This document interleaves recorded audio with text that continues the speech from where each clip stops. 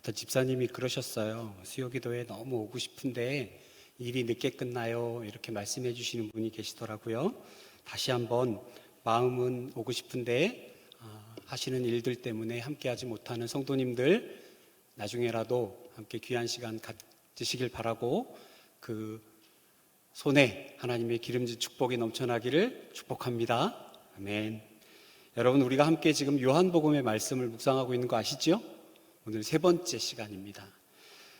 첫 번째 시간 혹시 기억하실지 모르겠습니다. 어린 양에 대해서 우리가 함께 묵상했습니다.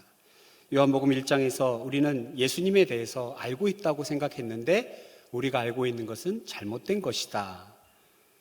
우리가 예수님에 대해서 너무나 잘 알고 있었다라고 생각한 것, 그것 잘못되었다. 이 세상은 예수님을 알지 못했다. 예수님은 자신이 창조하신 땅에 오셨지만 그분의 백성들은 예수님을 받아들이지 않았다는 것입니다. 그러면서 요한복음은 우리에게 예수님은 생명이시다라고 교훈하면 우리에게 가르쳐 주셨습니다. 예수님은 생명이시다.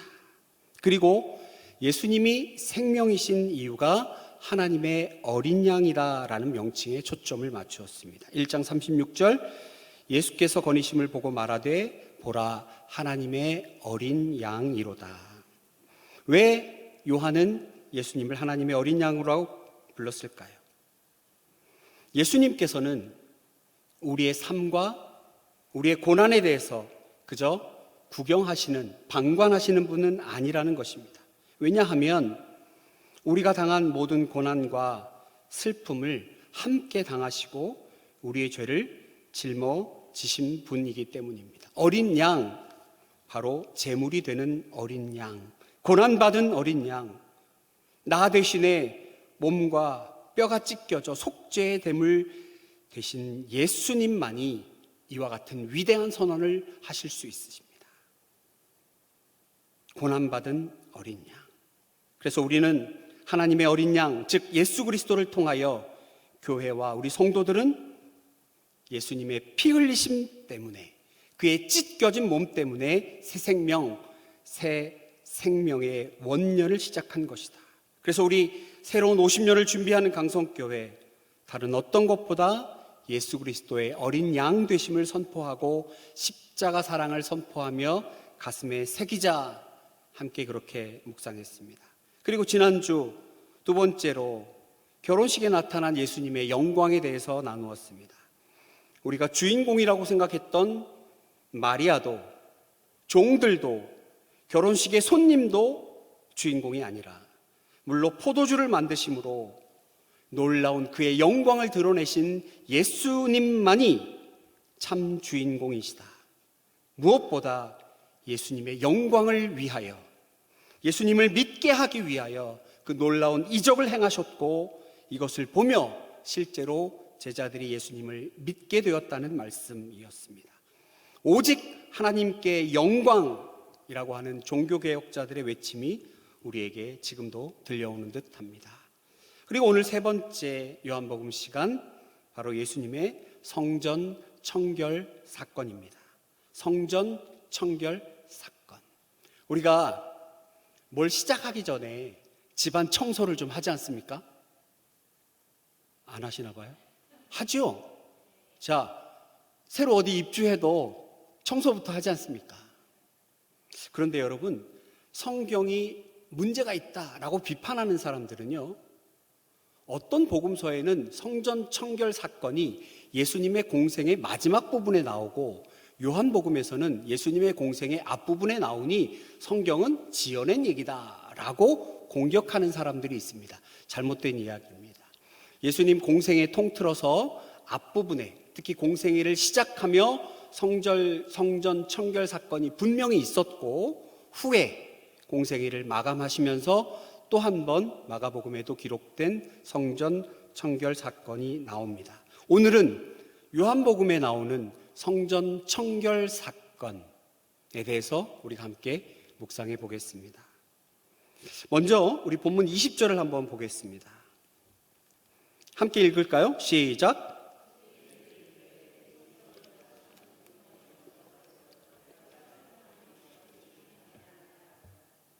이 내용을 보아 요한복음에 등장하는 성전 청결 사건의 시간을 짐작할 수 있습니다.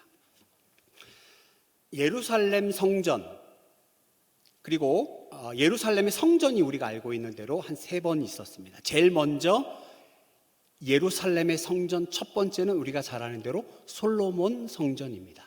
두 번째는 예루살렘 성전이 파괴되고 포로로 끌려간, 바벨론 포로로 끌려갔던 사람들이 귀환해서 수룹바벨이라고 하는 지도자를 앞세워 세워진 성전, 이른바 수룹바벨 성전입니다.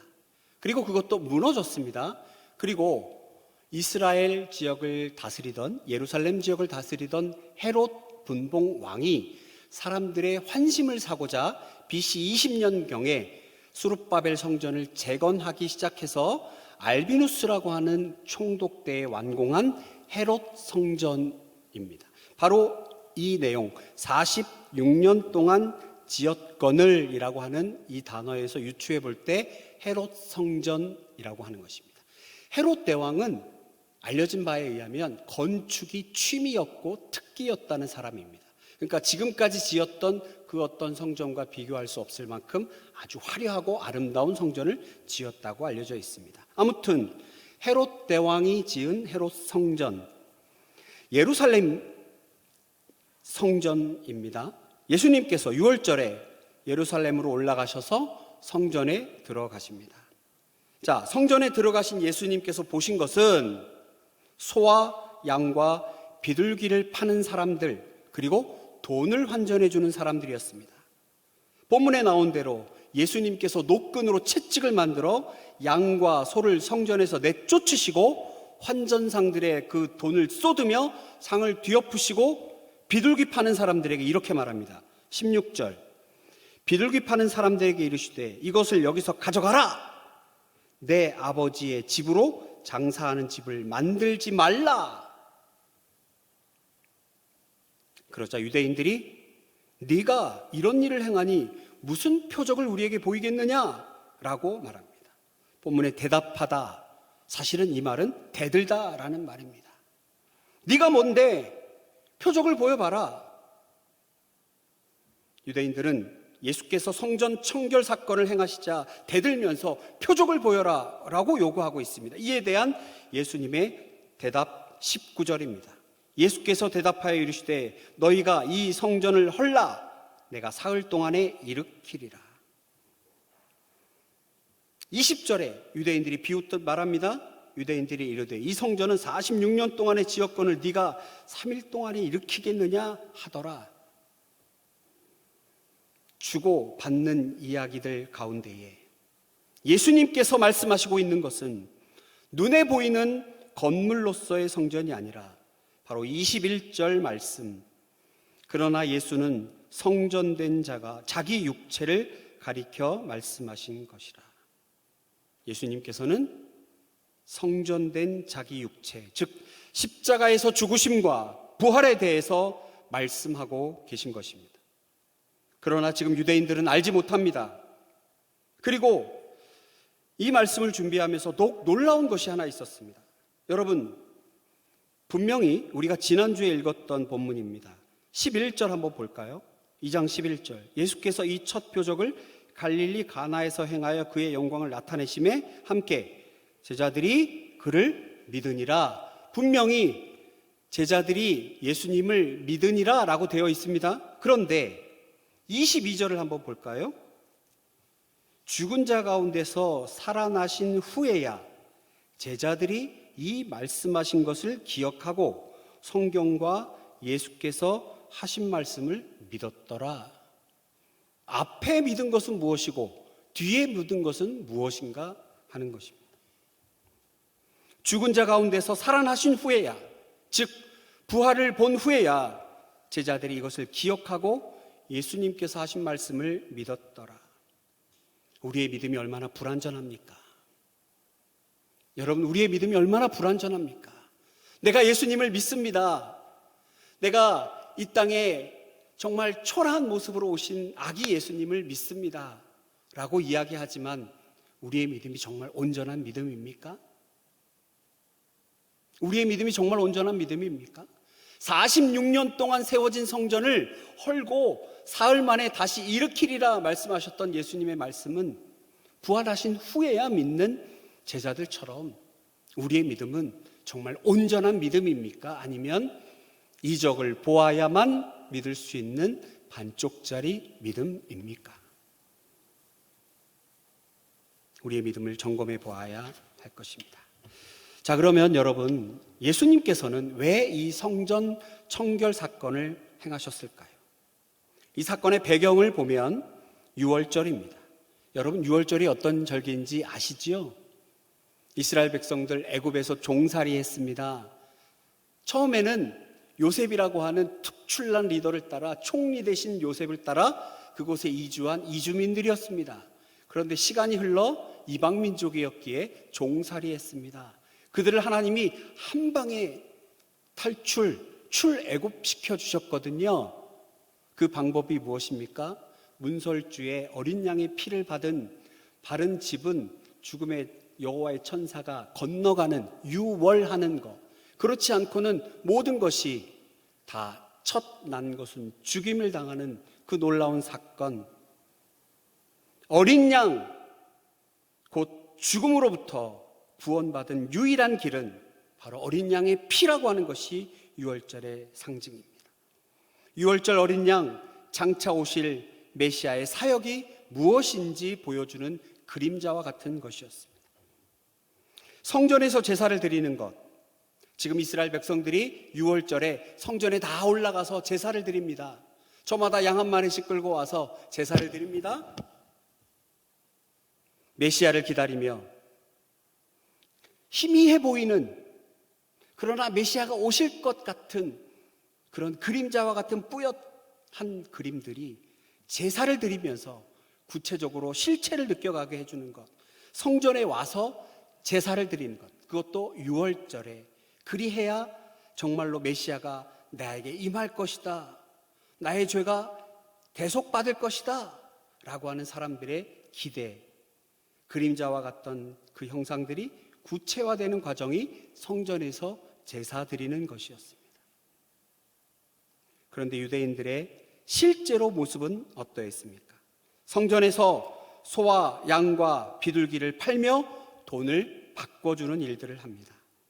여러분, 학제들에 의하면 이때 6월절에 예루살렘에 모인 사람들이 장정만 13만 명 정도 된다고 합니다. 그러면 그 가족들까지 하면 한 7, 80만 명 정도가 모여들었다고 하는 거죠. 그러면 우리가 역으로 그 당시 예루살렘에 몇 명쯤 살았을까? 한 6만 명 정도 살았다고 합니다. 그러면 6만 명이 살고 있는 그 도시에 60만 명, 10배가 되는 사람이 왔다고 치면 얼마나 번잡하고 시끌벅적했겠습니까?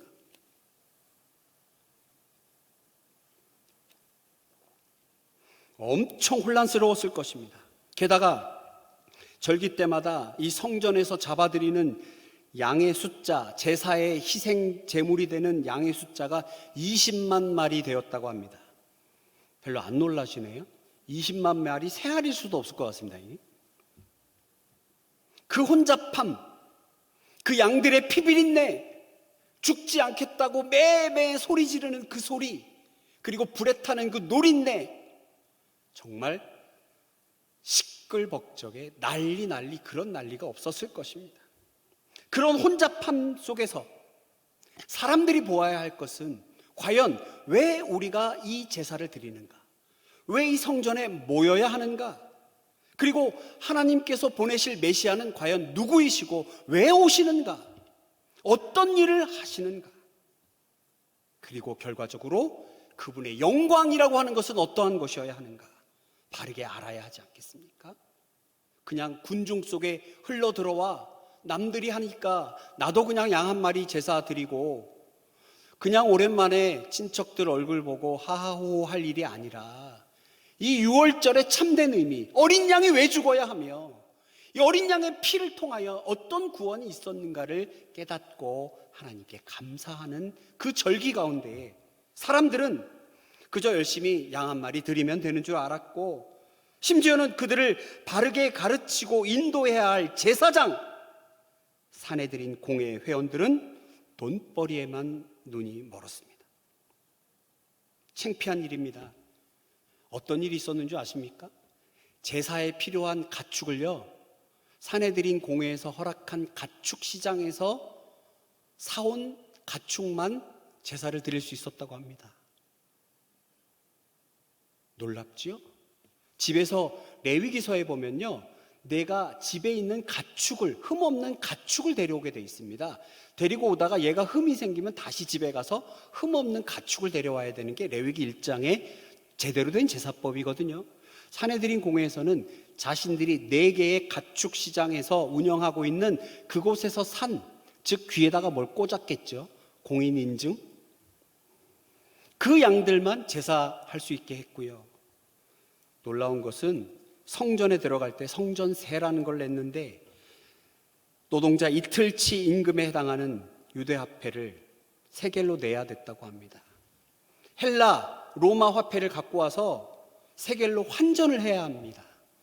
사람들이 디아스포라, 전 세계에 흩어져 있던 로마의 다른 이방 지역에 있던 사람들이 로마 화폐나 헬라 화폐를 썼던 사람도 이곳에 오면 유대 화폐인 세겔로 환전을 해야 합니다. 그냥 바꿔주는 게 아니라 수수료 30% 떼고 줬다는 거죠. 자기 마음대로 50% 떼고 줬다는 거죠. 엄청난 부가 사내들인 공회에 쌓여갔습니다. 이해가 됩니다. 이들이 왜 이렇게 예수님을 거절하고 몰아세웠는지, 예수님 때문에 이 모든 것이 자신들의 돈벌이가 없어졌으니 정작 이 거룩한 성전이 감당해야 할 일을 감당하지 못하고 그저 돈벌이에만 집착하는 권세 있는 자들의 이 가증한 모습을 예수님께서 보고 있지만 못하셨다는 것입니다. 온유하신 예수님께서, 평강의 왕으로 오신 예수님께서 노끈으로 채찍을 만들어 그 성전을 뒤집어 엎으실 때는 그 가증한 권력자들의 그 모습을 보고 상을 뒤집어 엎으실 수밖에 없으셨습니다. 이 모습을 본 유대인들이 네가 이렇게 하는 권세가 어딨냐, 표적을 보여라, 요구하고 있는 상황인 것입니다. 여러분, 왜 예수님은 너희가 이 성전을 헐라라고 하셨을까요?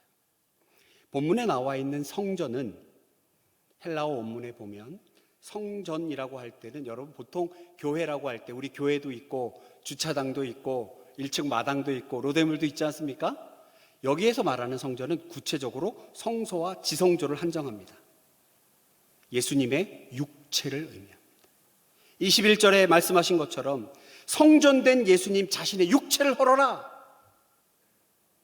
잘못되고 형식적이고 본질을 잃어버린 옛 성전의 모든 것들을 예수님께서 끌어안으시고 죽으시겠다는 것입니다. 내 몸을 헐라. 그리고 새 성전을 지으시겠다는 것입니다. 사흘 동안에 일으키리라. 부활하심으로 새로운 성전을 세우시겠다고 하는 것입니다. 너희들이 이 성전을 헐어라. 예수님의 십자가를 말씀하십니다. 전능하신 하나님께서 십자가를 거절하실 수도 있고 물리치실 수도 있는데 십자가를 감당하신 예수님, 너희가 46년 동안 건설했다고 하는 이 성전, 그러나 이 썩어빠져 냄새나는 이 성전을 헐어라. 내가 끌어안고 죽음 가운데에 들어가리라. 그리고 새 성전을 지으시겠다는 것입니다. 사흘 동안에 일으키리라. 부활하신 예수님을 의미합니다. 그렇다면 여러분, 새로운 성전 무엇입니까? 고린도전서 3장 16절입니다. 너희는 너희가 하나님의 성전인 것과 하나님이 성령이 너희 안에 계시는 것을 알지 못하느냐. 새로운 성전, 그것은 예수 안에 있는 성도님들을 말합니다. 옛 성전의 모든 죄악을 품고 죽으신 예수님께서 새로운 성전을 세우시겠다는 선언, 그것은 바로 저와 여러분을 세우시겠다는 뜻입니다. 영접하는 자, 곧 그 이름을 믿는 자들에게는 하나님의 자녀가 되는 권세를 주셨으니 한 분만 아멘 하셨어요. 다시 한번 해볼까요? 1장 12절 같이 하겠습니다. 시작. 영접하는 자 곧 그 이름을 믿는 자들에게는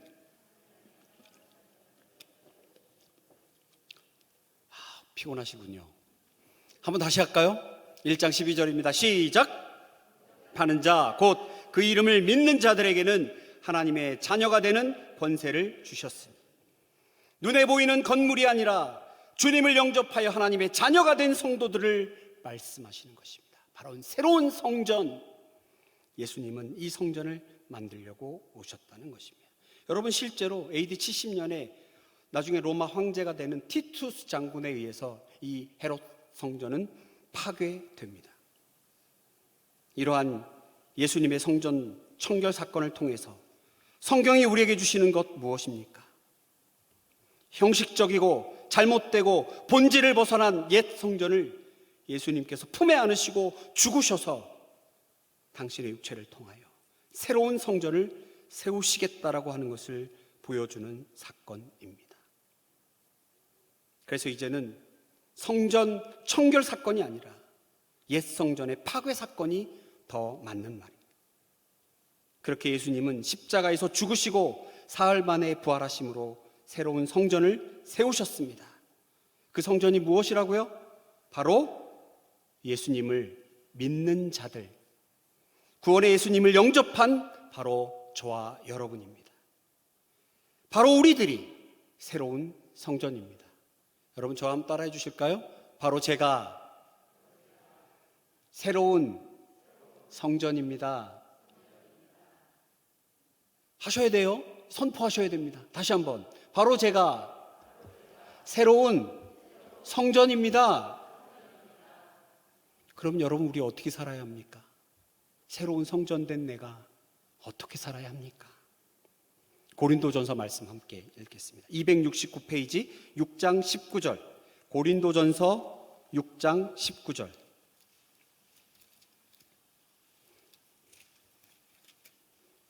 여러분 빨리 찾으시라고 친절하게 제가 페이지를 불러드렸습니다. 269페이지 고린도전서 6장 19절 20절 말씀 우리 함께 읽을까요? 너희가 하나님께로부터 받은 바 너희 가운데에 계신 성령의 전인 줄을 알지 못하느냐? 너희는 너희 자신의 것이 아니라 값으로 산 것이 되었으니 그런즉 너희 몸으로 하나님께 영광을 돌리라. 아멘. 너희 몸은 너희가 하나님께로부터 받은 바 너희 가운데 계신 성령의 전인 줄을 알지 못하느냐? 너희는 너희 자신의 것이 아니라 값으로, 예수님의 값으로 산 것이니 그런즉 너희 몸으로, 새로운 성전된 너희 몸으로 하나님께 영광을 돌리라고 하는 것입니다. 사랑하는 성도 여러분, 몸이 아파서 하나님께 기도하신 분 계시다면 이 본문 가지고 하나님한테 따져 물으십시오. 하나님, 하나님께로부터 받은 바 너희 가운데 계신 성령의 전인 제 몸을 하나님 건강하게 회복시켜 주시옵소서. 제가 월요일날 이 기도를 했다는 거 아닙니까? 하나님, 저 아프면 안 되는데 몸살이 나서 병원 가서 이러면 안 되잖아요. 이 말씀이 떠올랐어요. 하나님, 값으로 산 것이 되었으니 너희 몸으로 하나님께 영광을 돌려야겠는데 아파서 비실비실 되면 되겠습니까? 주여, 제게 힘을 더하여 주시옵소서. 여러분, 한 절 더 찾아볼까요? 로마서 12장 1절, 2절 256페이지입니다.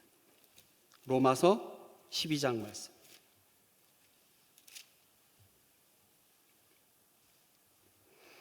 로마서 12장 1절과 2절입니다. 우리 함께 읽겠습니다. 시작.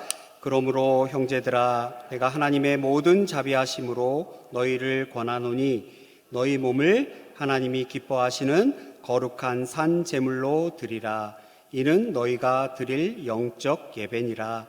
너희는 이 세대를 본받지 말고 오직 마음을 새롭게 함으로 변화를 받아 하나님의 선하시고 기뻐하시고 온전하신 뜻이 무엇인지 분별하도록 하라. 성경은 우리에게 말씀하십니다. 우리 몸은 거룩한 성전, 예수님께서 그의 값으로 사신 새로운 성전이라고 말씀하십니다. 보통 사람들이 아니라 예수님께서 십자가에 죽으시고 사흘 만에 부활하시고 우리를 새롭게 성전 만드신 예수님, 그 예수님께 감사하면서 우리가 해야 할 일, 온전하게 예배하는 일입니다. 오늘 본문에 나와 있는 대로 너희가 드릴 영적 예배, 그것은 합당한 예배입니다. 당연한 예배라는 것입니다.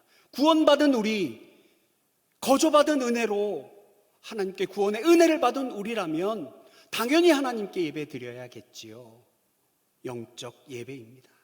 하나님께 온전히 예배하는 삶, 그저 시간되어 습관적으로 드려지는 예배가 아니라 이 예배가 정말 하나님께서 주신 내 마지막 기회의 예배다라는 간절한 마음으로 기도하고 예배하는 그런 거룩한 예배, 절실한 예배, 간절한 예배를 드리며 하나님께 온전하게 예배드리는 삶, 그 가운데 나의 삶을 거룩한 산제사로 하나님께 드리는 것, 이 모든 것이 하나님의 영광을 나타내며 살아가는 우리 성도의 모습인 것입니다. 사랑하는 성도 여러분, 오늘 요한복음 2장 13절 이하의 말씀, 예수님께서는 공생애를 시작하시며 성전을 깨끗하게 청소하셨습니다. 잘못된 생각을 하고 있는 사람들, 그릇 생각하고 있는 사람들, 그저 돈에 눈이 밝혀있는 그들에게 참된 성전이 무엇인지 가르쳐 주셨습니다. 그리고 그 성전은 바로 저와 여러분들이십니다. 저와 여러분들 통해서 예배 받으시기 원하시는 하나님, 우리를 통하여 영광 받으시기를 원하는 그 하나님께 우리가 삶으로 예배해야 할 것입니다. 광고 말씀드린 것처럼 수요일마다 저 먼 곳에서 오시는 두 분이 계세요. 얼마나 감사한지 모릅니다. 수요일을 온전히 떼어 그 시간을 하나님께 드리는 귀한 성도님들이십니다. 지하철로 2시간 이상을 타고 와서 이곳에서 함께 기도하고 전도지를 드리는 귀한 성도님들이 우리 교회에 함께 계시다는 거죠. 우리들 모두는 그렇게 보이지 않듯 각자의 위치에서 거룩한 성전된 우리들이 각자의 위치에서 거룩하게 삶으로 예배를 드리고 하나님께 영광 돌리며 살아가는 것, 그게 바로 오늘 설교의 제목, 예수님 새로운 성전, 우리에게 주시는 사명인 줄로 믿습니다. 사랑하는 성도 여러분, 성탄절을 맞이하여 예수님께서 이 땅에 오셨습니다. 참 이상하게도 죽기 위해 오셨습니다. 그러나 그것이 얼마나 큰 은혜인지 우리는 이미 알고 있습니다. 그 예수님, 새로운 성전, 이 부족한 나를 새로운 성전 삼아주시는, 그래서 예배받고 우리로 영광 받으시기를 원하시는 그 예수님께 진정한 예배와 진정한 영광을 올려드리는 우리 모두가 되기를 간절히 축원합니다. 아멘. 함께 기도하겠습니다. 전능하신 아버지 하나님, 감사합니다. 오늘도 주신 말씀을 통하여 참된 성전, 우리 몸을 거룩한 산 제사로 드리는 귀한 결단과 다짐이 우리 삶 가운데, 우리의 기도 가운데 넘쳐나기를 소망합니다. 하나님 함께하여 주시옵소서. 이 시간 우리가 기도할 때에 하나님,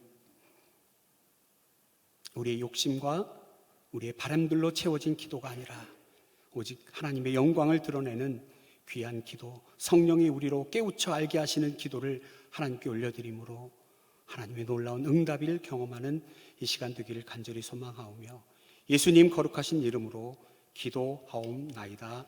아멘.